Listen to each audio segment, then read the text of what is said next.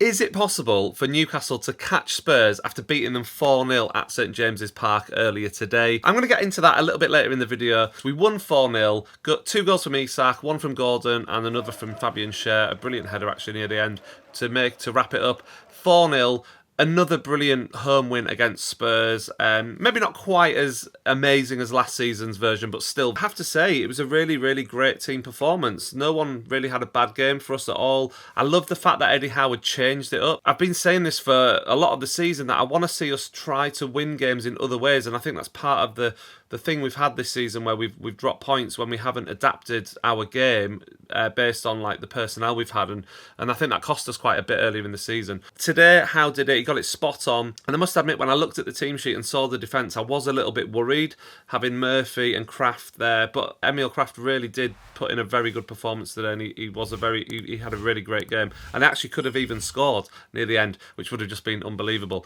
But yeah, so we played like 3 at the back really. There was Burnshare and Kraft kind of as 3 centre halves, but Kraft did drift out to right back, sort of alongside to support Jacob Murphy in like the wing back role, especially in the first half when the Tottenham were getting some success down the left hand side. Bruno was just absolutely unplayable.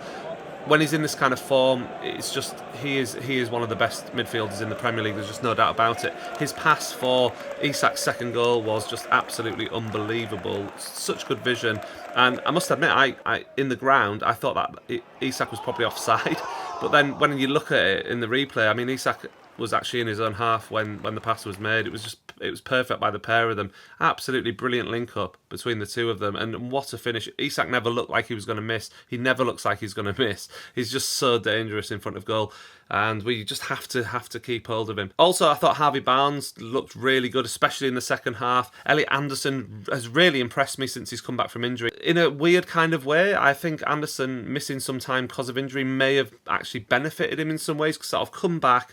He's obviously fully fit, and he's actually playing some really, really good stuff now. And yeah, that goal will come soon, I'm sure of it. But he played really well as well. It was a very good team performance, but there were obviously a few players who kind of stood out. Anthony Gordon as well, obviously, is just absolutely brilliant, and probably for me, our player of the season. Just great all round, great to be there, great atmosphere. Really, really pleased to win 4-0, and we're on a really good run of form now. So the question is, can Newcastle get the 5th place and kind of leapfrog Spurs before the end of the season? Well, the truth is that is still highly unlikely, but it's definitely not impossible if Spurs were to absolutely implode in the run-in, because they have got some very, very tough fixtures. They've got Arsenal, Liverpool, Man City, plus Chelsea, and then they also have 2 very winnable games against Burnley and Sheffield United. Spurs need 9 points to guarantee that they finish above us, right? They need 9 points to guarantee they finish above us from 6 games. So they need to win 3 games.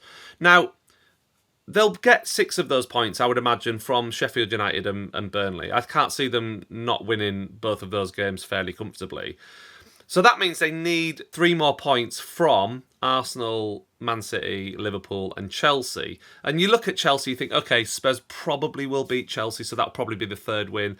And if that happens, fair enough. You know, we've left it too late, and we can't argue with that. If they don't beat Chelsea, then you've kind of like Liverpool, Man City, the North London derby. Now, obviously the North London derby's next. That could go either way. Arsenal are absolutely fantastic at the moment, and you know, they should beat Spurs, but at the end of the day, it is a derby match, and anything can happen in a derby match. So possibly there might be a result for Spurs there, but if we're doing it on form and kind of all that kind of stuff, you'd have to say Arsenal would be favourites. Same for Liverpool, and the same for Man City, although Man City do not have a brilliant record against Spurs as well. So, as I said, it's probably unlikely that we will catch them, but it could happen. There's a chance it could happen. That scenario also requires Newcastle to go unbeaten as well between now and the end of the season, so which, again, is not impossible, but it's very unlikely. We have to play Man United away. We know that that's going to be a tricky game. But we also have games against Palace, Burnley, Brentford, they're all away, and home games left against Sheffield United and Brighton. Games that, on paper, we could and should win, especially the way we're playing with more players coming back. it is possible we could do it. It is possible we could get maximum points between now and the end of the season. Is it likely? No, because we've been a bit inconsistent this season. To win 6 more games in a row would be a big ask. 5th's probably unlikely, but not impossible. I think 6th is much more realistic, and what we should really actually be aiming for now as a club, in my opinion. Man United drew with Bournemouth in the late game and are now level on points with us, but Newcastle have a far superior goal difference to them, so we hold 6th place on merit. I think the match at Man United is going to go a long way to decide our fate. As long as we avoid defeat to Manchester United when we play them at Old Trafford, I think it's quite likely that we will finish above Ten Hag's team. We still have to do our jobs in the other game, of course, but really, after all we've been through this season with our poor run of form, lots of injuries, to be in a genuine battle for 6th place is really, really pleasing, actually. And to get a Europa League spot would be absolutely massive, I think, for the football club. To get back-to-back seasons in, the Champions League, then the Europa League, would be absolutely huge. I'm pretty confident we're going to get European football next season.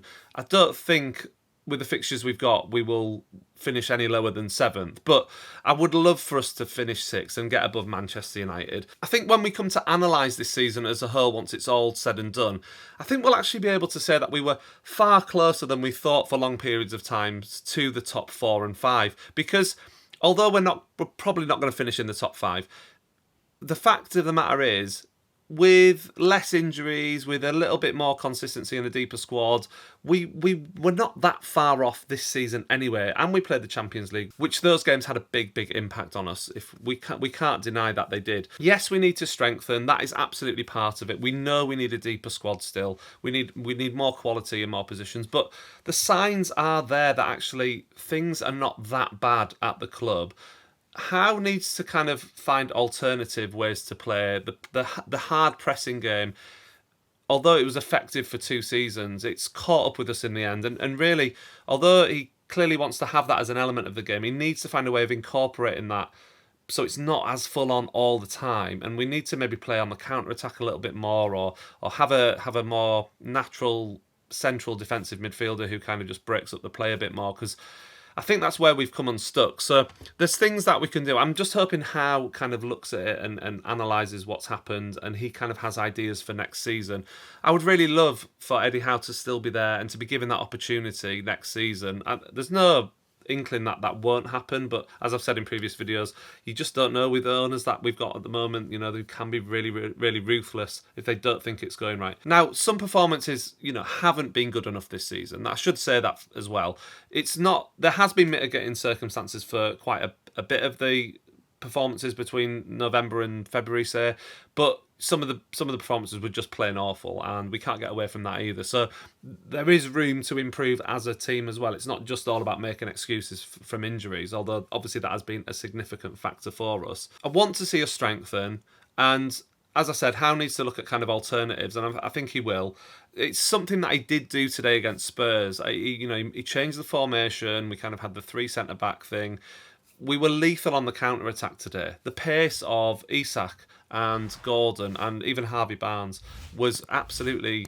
It killed Tottenham. But we also today played some very controlled pressing, and we even allowed Spurs, when we were like 3-0 up, we were quite happy for them to have the ball in and around the edge of our box, but we just made sure they didn't come into our box.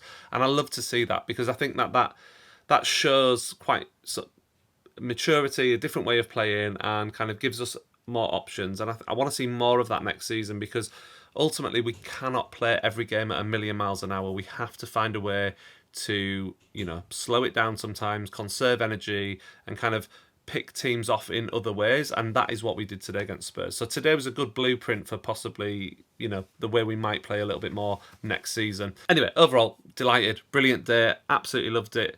I'd love to know your thoughts on today's match. Let me know in the comments below what you made of it, and where you think Newcastle will finish next season, and I will see you really soon for another video.